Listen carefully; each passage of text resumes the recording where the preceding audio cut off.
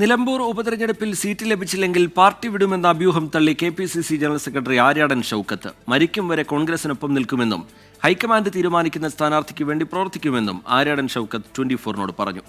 ഉപതെരഞ്ഞെടുപ്പ് പ്രഖ്യാപനത്തിന് മുമ്പ് UDF പ്രവേശനത്തിൽ തീരുമാനമായില്ല എങ്കിൽ PV അൻവർ തന്നെ മത്സരത്തിനിറങ്ങുമെന്നാണ് തൃണമൂൽ കോൺഗ്രസിന്റെ മുന്നറിയിപ്പ്.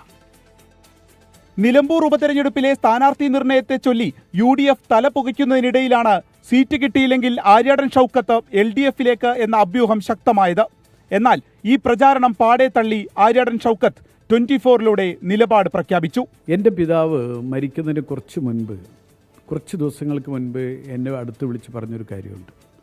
എന്നോട് പറഞ്ഞ്, എടാ, എന്നെ കോൺഗ്രസിൻ്റെ പതാക പുതപ്പിക്കാൻ മറക്കരുത് എന്നാണ്. എനിക്കും എൻ്റെ ജീവിതത്തിലൊരാഗ്രഹം, ഞാൻ മരിച്ചു കഴിഞ്ഞാൽ എൻ്റെ മൃതശരീരത്തിൽ കോൺഗ്രസിൻ്റെ ഒരു പതാക പുതച്ച് എന്നേക്കുമായി നിത്യതയിലേക്ക് ഉറങ്ങണം എന്ന് വിശ്വസിക്കുന്ന ഒരാളാണ് ഞാൻ.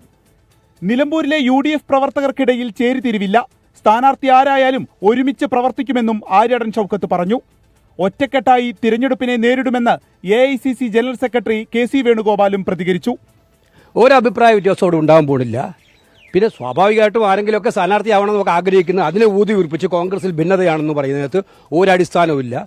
PV അൻവറിനെ നിലമ്പൂരിൽ സ്ഥാനാർത്ഥിയാക്കിയതിന്റെ ശിക്ഷ പാർട്ടിക്ക് ലഭിച്ചെന്ന് മുതിർന്ന CPIM നേതാവ് TK ഹംസ.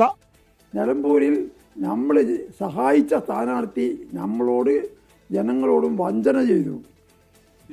PV അൻവർ 9 കൊല്ലം MLA ആക്കിയിട്ട് നന്ദിയില്ലാതെയാണ് കുറ്റം പറഞ്ഞ് രാജിവെച്ച് പോയത്. എന്താ കുറ്റം പറഞ്ഞത്?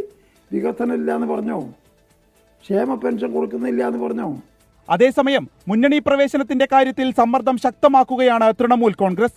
തിരഞ്ഞെടുപ്പ് പ്രഖ്യാപനത്തിന് മുൻപ് തീരുമാനമായില്ലെങ്കിൽ PV അൻവർ ഒറ്റയ്ക്ക് മത്സരിക്കുന്ന കാര്യവും ആലോചനയിലുണ്ട്. 24 മലപ്പുറം.